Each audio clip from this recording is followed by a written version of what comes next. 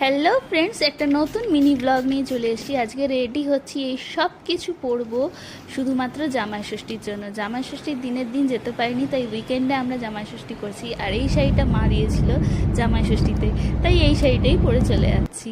বাড়িতে চলে এসেছি, জামাই ষষ্ঠীর যে আশীর্বাদ পর্ব মা সেটা করছে। দিনের দিন মা উপোস ছিল, তাই ভালোই হলো উইকেন্ডে এসে সবাই মিলে খুব মজা করলাম। সব জিনিস হচ্ছে গিফটস দেওয়া নেওয়া হলো। এতগুলো মিষ্টি দিদি পুরো অ্যারেঞ্জ করেছিল ওর জন্য।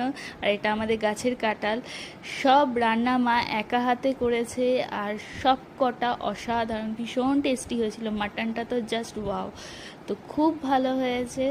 সব রান্না আমরা ভীষণ এনজয় করে খেয়েছি, সারাটা দিন খুব মজা করেছি। আর কি বলবো, এবার বাড়ি ফেরার পালা। বাড়ি ফিরছি, ভীষণ আনন্দে দিনটা কাটলো। তোমাদের কেমন লাগলো বলো। আজকের জন্য টাটা।